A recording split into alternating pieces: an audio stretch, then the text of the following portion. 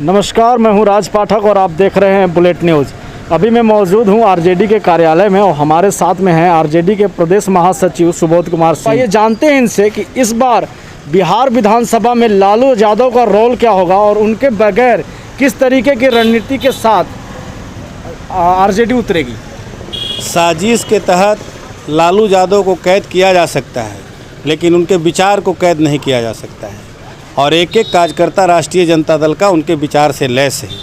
लालू यादव जी का दिशा निर्देश हमेशा हमारी पार्टी को मिलता है।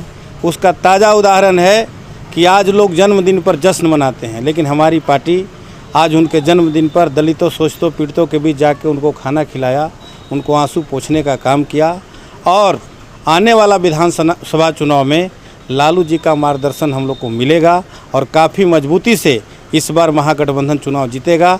नीतीश कुमार का सुपड़ा साफ होना तय है, चाहे वह प्रवासी मजदूर का मामला हो, चाहे दलितों को मदद का मामला हो, चाहे रेलवे से प्रवासी मजदूर को लाने का मामला हो। सारे के सारे चीज़ पर नीतीश कुमार जी बिल्कुल फेल हो गए और केंद्र सरकार इन पर ठिकरा फोड़ती है।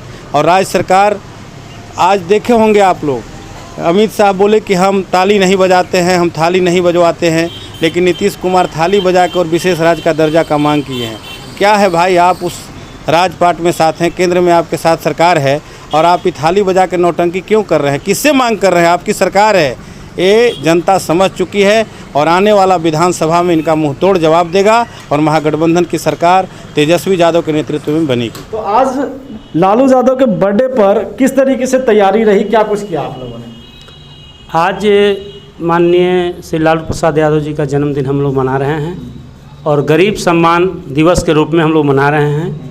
और पार्टी का जो आदेश था माननीय नेता प्रतिपक्ष तेजस्वी जी का, प्रदेश अध्यक्ष जगदानंद सिंह जी का और माननीय लालू प्रसाद जी का, राबड़ी देवी जी का, कि आज जो हम जन्मदिन मनाएंगे अपने माननीय नेता का, वो गरीब सम्मान दिवस के रूप में मना रहे हैं।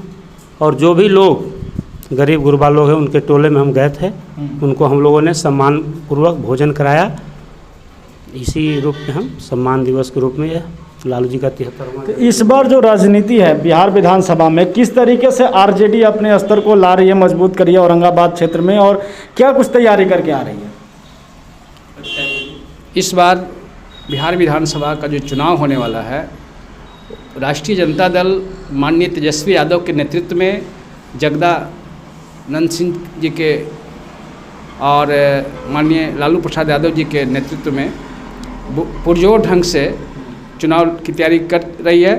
और हमारी पार्टी अत्यधिक सीटों पर, 2/3 सीटों पे जीतने की संभावना है।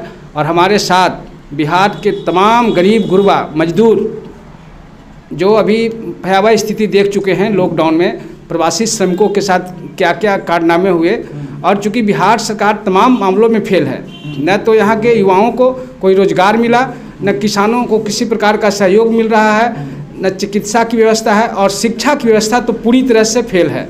नीतीश कुमार शिक्षा के मामले में, मतलब शिक्षा इनके शासनकाल में समाप्त हो गया।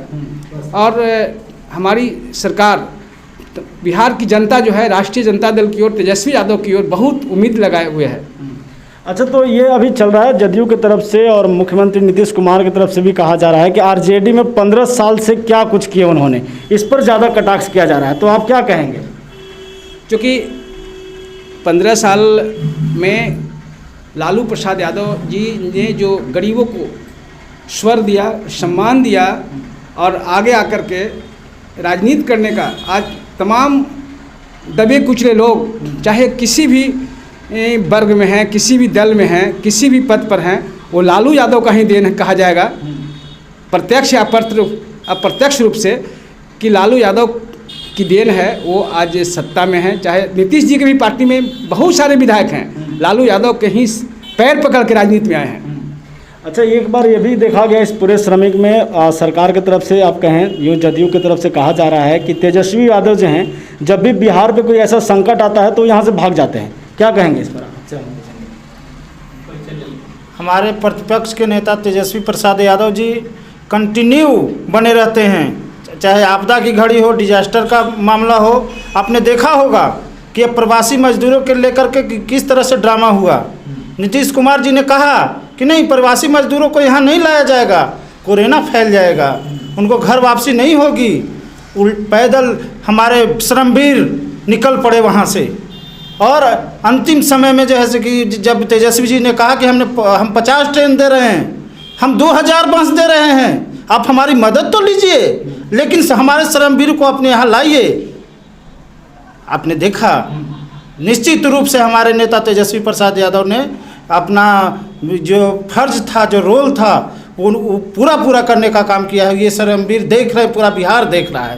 तो इस बार जब चुनाव होगा और वो जब जनता के बीच आप लोग जाने वाले हैं आरजेडी के तरफ से, तो क्या कुछ उन लोगों को मिलने वाला है और क्या कुछ कहना चाहते हैं, क्या कुछ कमी है जो आप लोग देने वाले हैं उन लोग? देखिए, जो महत्वपूर्ण मुद्दा है, शिक्षा है, चिकित्सा है, रोजगार है, आपको बिजली है, पानी है, सड़क है, ये तमाम जो मुद्दे हैं, 15 साल से नीतीश कुमार जी ने भी शासन किया, 6 साल से अधिक एनडीए की गवर्नमेंट भी केंद्र में हो गई, लेकिन क्या स्थिति है?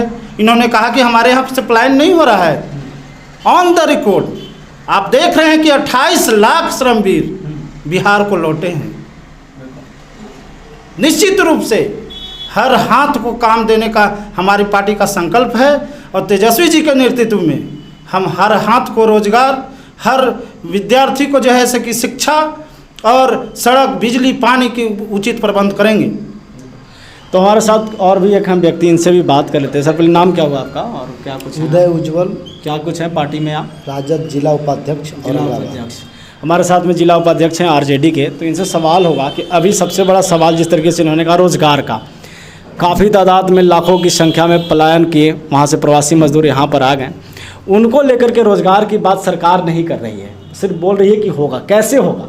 आरजेडी का क्या प्लान है इस पर? अगर देखिए, राष्ट्रीय जनता दल, मुझे पूरी विश्वास है, आपको विश्वास दिलाता हूँ, इस बार सरकार में आएगी पूर्ण बहुमत के साथ। और जैसे ही राष्ट्रीय जनता दल की सरकार, महागठबंधन की सरकार बनेगी, सबसे पहले बिहार में रोजगार सृजन होगा।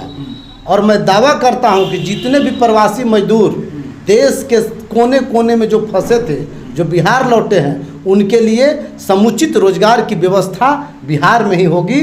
और राजद की सरकार बनने के बाद बिहारियों को गाली नहीं सुनना पड़ेगा, बिहारियों को रोजगार के लिए बिहार से बाहर नहीं जाना पड़ेगा। ये इस मुद्दे को हम लोग सर्वोपरि मानकर सरकार को चलाएंगे। मैं राष्ट्रीय जनता दल के अति पिछड़ा प्रवक्ता के पद पर अभी वर्तमान हूँ। मैं हमारी सरकार जो अभी चल रही है, ये कहती है कि सरकार हम सुशासन के हैं, लेकिन ये बिल्कुल दुशासन के सरकार चला रहे हैं।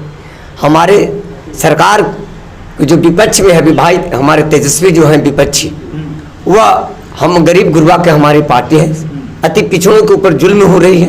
अति पिछड़ों के नाम पर क्वारंटाइन सेंटर में, आइसोलेशन वार्ड में हमने देखा कि उनका कोई व्यवस्था नहीं है। जहाँ गरीब मजदूर, बेसहारा, असहाय व्यक्ति जहाँ हैं, उनका कोई व्यवस्था नहीं। कोरोना के नाम पर, महामारी के नाम पर लूट है। हमारी अगर सरकार आती है, हम अगर जनता के बीच में जाते हैं, तो मैं सबसे पहले प्रवासी जो मजदूर हैं, हम रोजगार इंफ्रास्ट्रक्चर डेवलपमेंट करने की बात करेंगे और हम उद्योग स्थापित करने का काम करेंगे। हमारी सरकार का मैनिफेस्टो में होगा।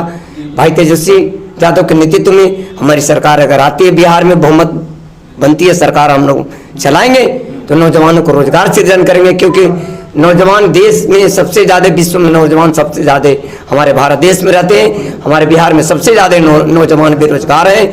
मैं उनको रोजगार मुहैया कराने का काम करेंगे। और मैं यह भी कहना चाहता हूँ अंत में कि यह गरीब, दलित, पिछड़ा और बुद्ध महावीर के जिन्होंने संदेश देके दिया है कि समाज के सभी तबके के लोगों के मान और सम्मान देंगे, सभी लोगों के हाथ में रोजगार देंगे। और इन्हीं के शब्दों के साथ मैं अपनी वाणी को विराम देता हूं। जय हिंद, जय राष्ट्रीय जनता दल, जय तेजस्वी। हमारे साथ आरजेडी के पदाधिकारी जिन्होंने कहा किस तरीके से आने वाले चुनाव में पूरी तरीके से इनकी तैयारी है और विपक्ष पूरी तरीके से तैयार होकर सरकार के हर बातों का जवाब देने को तैयार है, जनता तक अपने मुद्दों को ले जाने को पूरी तरीके से तैयार हैं ये। और तेजस्वी यादव जो कि इनके मुखिया भी हैं, उनको ये मुख्यमंत्री बनाने की ओर अग्रसर हैं। कैमरामैन नीरज के साथ राजकुमार पाठक, बुलेट न्यूज़, औरंगाबाद।